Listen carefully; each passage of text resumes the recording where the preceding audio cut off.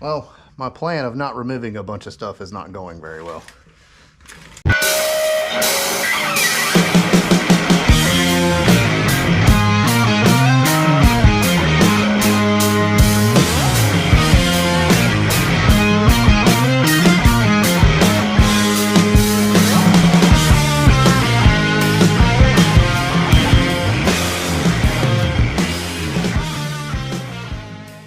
Welcome to the LRT Outpost, everybody. Now, we've been chipping away at our RZR 900 build here, and today is the day we're finally going to get rid of this time bomb of a front differential in this thing. I got me a brand new, fully assembled, untouched front differential from EastLake Axle. So we're just going to go ahead and swap that puppy in here. We're also going to go ahead and reinstall our drive shaft and carrier bearing that we removed in the previous video. So let's get into it. All right, so before we reinstall this drive shaft, I goofed up. Now, if you didn't catch my video where I actually removed the drive shaft to replace my U-joints and my slip yokes, I'll put a little tag to it for you so you can go check that out. But I made a mistake when I went to put it back together. Well, I just didn't catch it. I guess I just rediscovered an issue I knew was there but kind of had forgot about. So I installed it. My goal was, this is the transmission side, so this leads up to the midsection where your carrier bearing is at, and then so it would actually go like this, front differential, then this end would actually slip carrier bearing end. The goal was to have the Super ATV upgraded one on the transmission side because I felt like that's where most of the stress would come from. However, I forgot an important detail and I got my part numbers all mixed up. This is indexed here at the carrier bearing. My replacement OEM Caltrick slip yoke is not indexed. I totally forgot about that till I went to put everything back together. The Super ATV one, they only offer an indexed one, so it always slips over. That is for, so it just slips right in like that. That is for like proper alignment. There is a correct way to like align these things. The index slip yoke makes that easy. Really, it's just like installing the drive shaft so it's nice and balanced on rotation. You don't get a lot of excess vibration and binding issues and stuff like that. So I'll go over that when we go to install this thing, but I got to flip-flop these slip yokes around. Not a big deal, just wasn't my original plan, but it'll be all right. We're just going to kind of roll with it. All right, we're going to get started tearing this front end apart, but I want to try to save as much time and effort as I can. Just remove exactly what I need so I can try to get this diff out. I did forget, I had to unbolt the front diff to get the drive shaft out. So this could get interesting because I don't know how I'm going to yank these CV axles out of the front diff without it bolted in. So I may pipe right out, or I may have to bolt the front diff back in just so I can get those out and negotiate the front diff out. So could get interesting. We'll see what happens.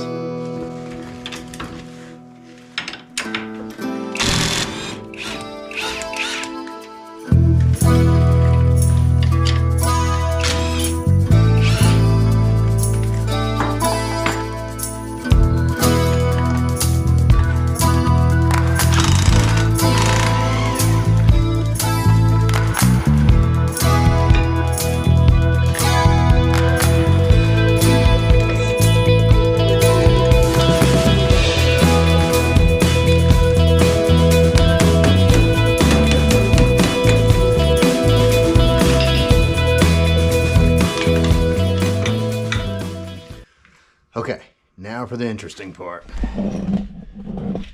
Typically, you just give these CV axles a bit of a yank.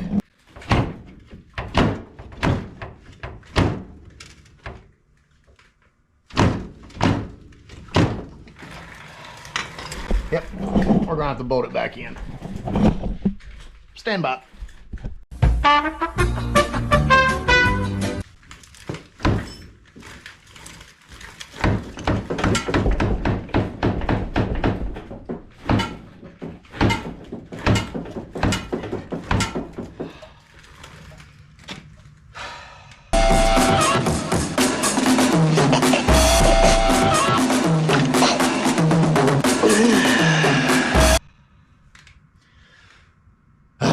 I think I'm going to have to get this out of the way so I can get some leverage.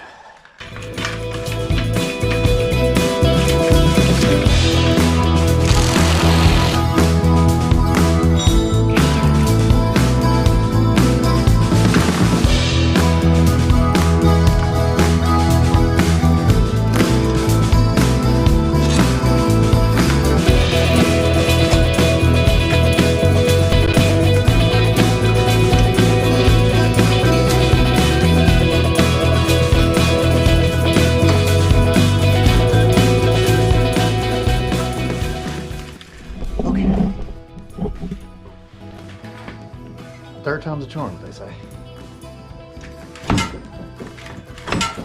Ah! There we go. All right, now we got to do the same thing on the other side. Okay, so we got everything disconnected and hung up out of our way. Diff has been unbolted.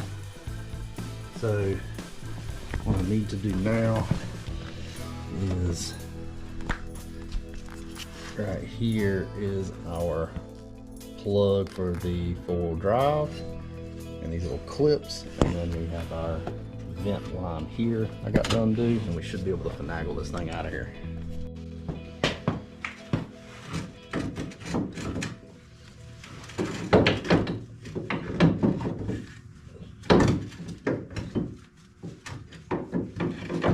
Oh! Ah, yeah, looks like we're getting a little, finally getting a little leaking from the seals. Yeah, leaking on both sides. We're gonna dissect this thing, see what's going on in here, but let's get the freshie in there. You know, whenever I was looking up those differentials to try to replace that one, I was coming across some conflicting part numbers, 1334309 and then a 1334310. Multiple parts websites I looked at, even the Polaris specific website was actually listing both of those part numbers. The issue is, one, I wanted to make sure it was compatible, gear ratios and whatnot, but also there was like $140 price difference between the two. So I really wanted to figure out which one it was. I even called Polaris. They said that the 10 part number was likely the most accurate, but again, looking at other websites, I kept coming across both of them, so I could never get like a solid, concrete 100% answer. I should have listened to Polaris. They ended up being correct, but what I ended up doing is I bought the cheaper one first through Amazon just to make the return process easy for me. And I called my good buddy Taylor over because he's smarter about this stuff than I am. And we ended up actually counting out or doing a rough gear count on it. So we got a mark here and here. We made a jumper wire to make sure the diff actually engages and turns to the battery. So we're going to count our revolutions. Oh, it came off somewhere, huh? I don't think I had it in there very good. Yeah, I'm just going to kind of hold it right here and just get that where it's good, and you watch that end. I just don't think I had that in there very well. Hang on. There we go. There we are. Okay, let's try that again. Oops. All right. 1, 2, 3. Okay, we're at 3 turns. Let me know when I get as close as to where you saw it at. Okay.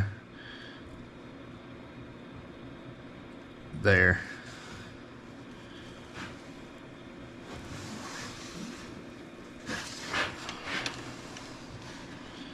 I mean, that's about as close as I think I can tell. Okay.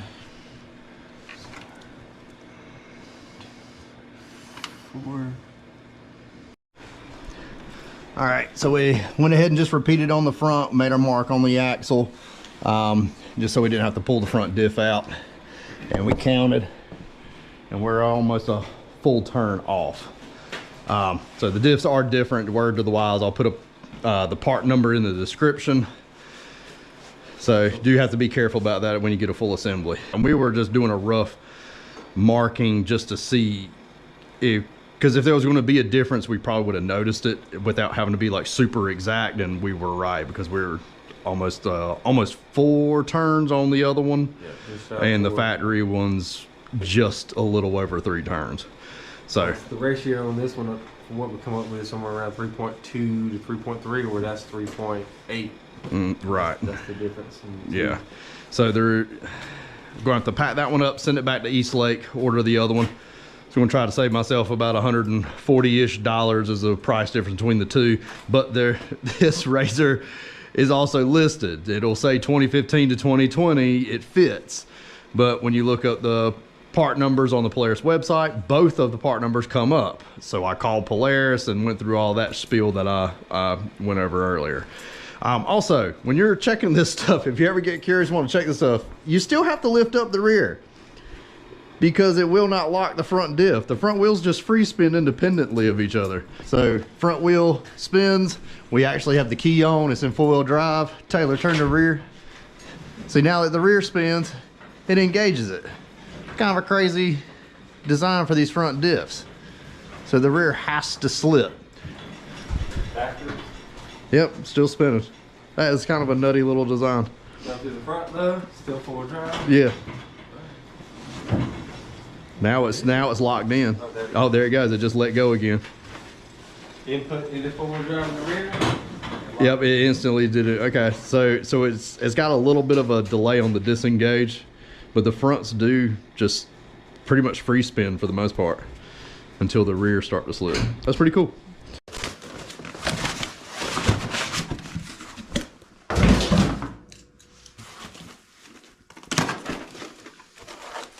Ooh, baby.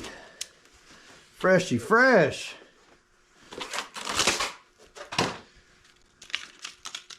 That's nice. All right, so this differential is already supposed to have the aluminum or metal sprog inside of it.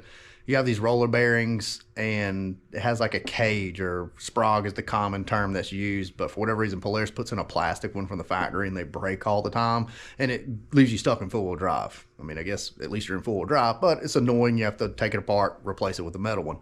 This one's supposed to be ready to go, and according to EastLake's website, it's supposed to have upgraded ring and pinion bearings as well. So this disc should be ready to rip. We're going to slide it in, not going to fully install just yet because we still got to get our drive shaft installed and get it all properly aligned with the carrier bearing and everything before we can button everything up. All right, so we have our drive shaft fed in through the back. Now the bearings on the Super ATV upgraded carrier bearing is tapered, so they only fit in the housing one way, and you also have this little cutout for the grease.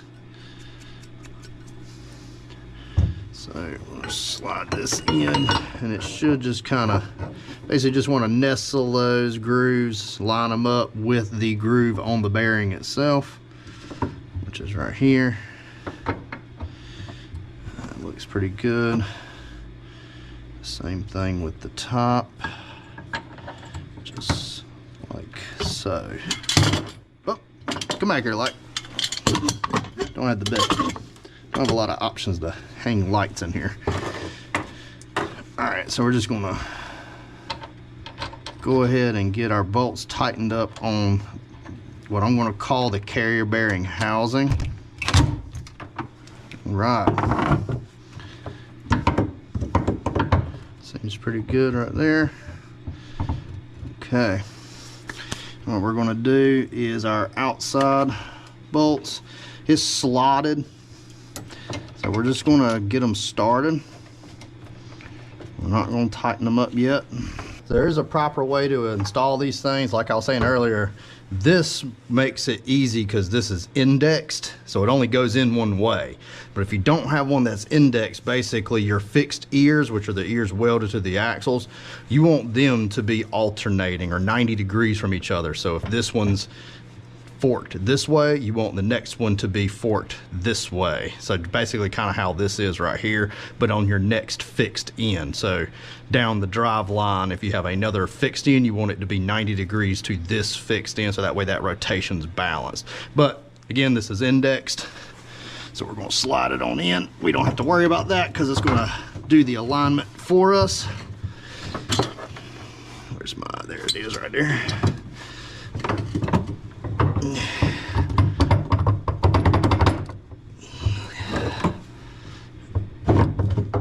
There we go. Perfect, just like that. Get into the front diff and get the front differential situated. Okay, front diff is in. Front section of the drive shaft is in, and the retaining bolt on that flange yoke is in as well. So all that's set. We left the carrier bearing.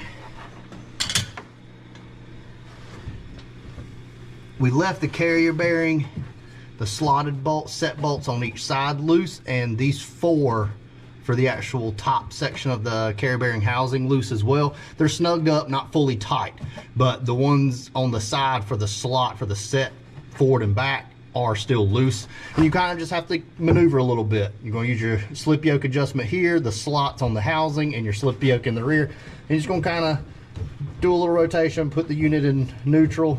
Nice smooth rotation, no binding or anything. Same thing here in the rear. I did have mine a little bit too shoved up in here, so it was binding and clunking a little bit and actually kind of making the transmission shift up on rotation. But now you just take my hub here and rotate it. Nice, smooth, even rotation, no clunking, no binding or anything. Everything seems nice and smooth. So now we're gonna tighten up those set screws on the carry bearing housing itself, and we'll be done. Well guys, I really wanted to crack this front diff open so we could see what was going on in there, but I can't get the sucker open. My bolts are so seized up and rusted, I've stripped out one and I've broken a star bit trying to crack the halves apart. But sounds like we made the right decision replacing it with a fully assembled one. So, mission has been accomplished. Brand new front diff is in, our drive shaft is installed, everything is rotating nice and smoothly, and everything seems to be in proper alignment. So what we're going to do next is, now we got that nice new front diff, we're going to put some fresh fluid in there. I'm also going to change the engine oil and the transmission fluid. So I'll run through my full service routine on this thing with you guys. But that will be a project for another video. So make sure you hit that like, hit that subscribe, just so you can check out what I'm getting into here at the Outpost. I'm going to go celebrate with a trail soda. As always, I appreciate y'all taking time to watch my videos, and I'll catch you in the next one.